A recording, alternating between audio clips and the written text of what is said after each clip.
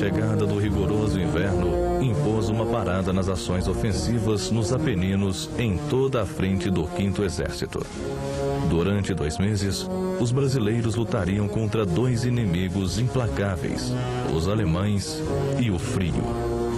Oriundo de país tropical, habitando em geral em regiões planas e de temperaturas amenas, o soldado brasileiro, apesar disso, adaptou-se rapidamente ao rude inverno dos Apeninos. Sua capacidade inventiva e de adaptação transformaram-no logo em um combatente hábil e temido pelo adversário. Acho que nenhum brasileiro tinha enfrentado no Brasil um frio de 15, 16, 17 graus abaixo de zero. Então nós recebemos galochões. Esses galochões, as outras tropas, ingleses, americanos, usavam da forma normal. Mas o brasileiro logo inventou um troço. Então, vamos dizer, a ordem dentro de um galochão era a seguinte: primeiro, uma meiazinha fina no pé, depois jornal, depois do jornal palha, depois uma meia de lã e por último o galochão, que eram grandes, né? E a gente estava protegido da neve, do frio e do pé de trincheira, que é um dos grandes males, vamos dizer, daqueles que combatem. E essa técnica nossa foi assimilada pelas outras tropas que passaram a usar também esse subterfúgio para fugir das consequências do congelamento dos pés. Durante o inverno, foram executadas ações para a manutenção do terreno conquistado e patrulhas visando ao reconhecimento do terreno e a fazer prisioneiros para a obtenção de informes sobre o inimigo. Foram constantes os combates entre pequenas frações e os duelos de artilharia e morteiros. O abastecimento dos postos avançados era feito em condições muito difíceis e arriscadas. A remoção de baixas se dava em condições muito severas. O terreno, coberto de neve, minado e vigiado pelos alemães, era perigoso para a progressão de nossas patrulhas. Com a chegada da primavera, foram retomadas as ações ofensivas. Ficou evidente que Monte Castelo não poderia ser arrebatado aos alemães apenas com o concurso de algumas unidades. Impunha-se o empenho ofensivo de toda a divisão, particularmente quando se verificou que o inimigo mantinha aquela posição a todo custo, pois se preocupara em reforçar e substituir as unidades que a defendiam por tropas descansadas. Às 5h30 do dia 21 de fevereiro de 1945, com o apoio de forte barragem de fogos, foi desencadeado o ataque definitivo às posições alemãs em Monte Castelo e, com ardor combativo, nossos soldados apossaram-se daquelas posições estratégicas. Batimos de Gajo e de Guanela às 8h da manhã e às 17h30 foi tomado Monte Castelo. Monte Castelo, por sua importância, tornou-se a maior disputa entre brasileiros e alemães durante toda a nossa atuação na campanha da Itália. Em Monte Castelo, a FEB viveu o episódio mais emocionante de sua trajetória em território italiano e celebrou o seu primeiro combate vitorioso na Batalha dos Apeninos. Sorvedouro de centenas de vidas brasileiras, a conquista de Monte Castelo constituiu dever de consciência e imperativo da dignidade militar. Em fevereiro de 1945, ainda perdurava um enorme saliente no dispositivo nazi-fascista nas montanhas dos Apeninos, exatamente na área de responsabilidade do 4º Corpo de Exército, no setor em que vinha atuando a FEB. A 14 de abril de 1945, prosseguiu a Batalha dos Apeninos com o ataque do 4º Corpo à linha Gengis Khan, a última linha defensiva alemã.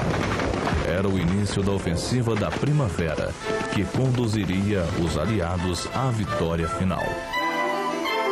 Era imperativo continuar o ataque ao restante do maciço de Montese. De posse daquelas alturas, o inimigo detinha posição-chave. os batalhões do escalão de ataque desembocaram às 9 horas e 45 minutos do dia 14 de abril, encontrando cerrada resistência. A luta prolongou-se mesmo durante a noite, tendo a localidade de Montese sido conquistada pelas tropas brasileiras. Foram entusiásticas as palavras do general Willis de Krittenberger, comandante do 4º Corpo de Exército, aos integrantes de seu Estado-Maior na manhã do dia 15. Na jornada de ontem, só os brasileiros mereceram as minhas irrestritas congratulações. Com o brilho do seu feito e seu espírito ofensivo, a divisão brasileira está em condições de ensinar às outras como se conquista uma cidade. A situação agravou-se na manhã do dia 15, quando o inimigo iniciou uma densa concentração de artilharia e morteiros, multiplicando o número de baixas. Ao alvorecer de 17 de abril, o 5º Exército lançou tropas de reserva, concretizando a conquista da linha defensiva alemã. Terminara o episódio mais sangrento vivido por nossas tropas em território italiano. Montese foi o combate mais sanguinolento da Força Expedicionária Brasileira.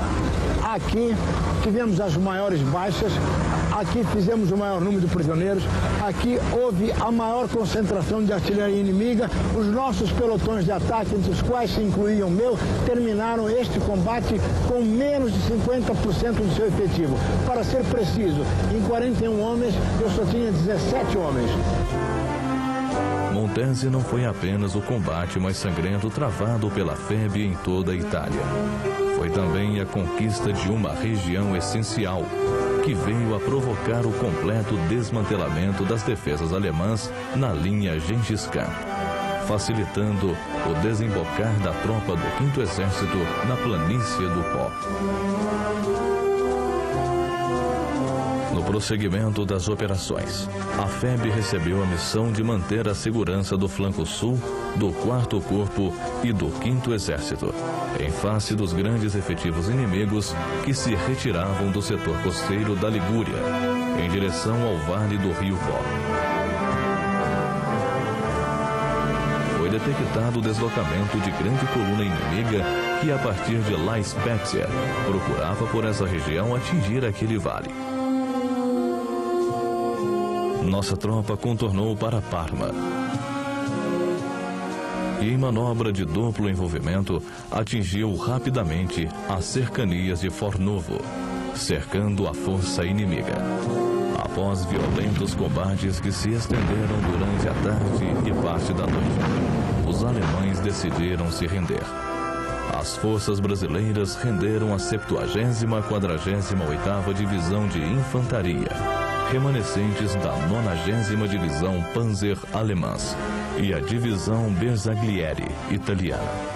Eram 14.779 homens, cerca de 4.000 animais e 2.500 viaturas, das quais 1.000 motorizadas. Encerrava-se a epopeia da FEB. O Brasil cumprira o seu dever e seus soldados voltariam à pátria cobertos de glória. Autoridades, familiares e o povo acorreram para o cais do porto do Rio de Janeiro para receber os seus heróis.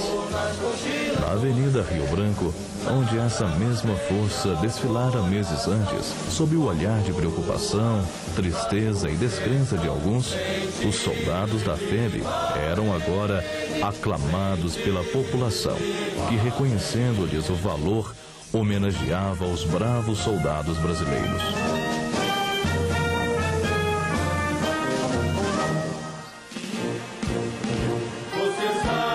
Há 60 anos, a cobra fumou, lutando pelos ideais de democracia e convivência pacífica entre as nações e pela defesa da liberdade e da dignidade.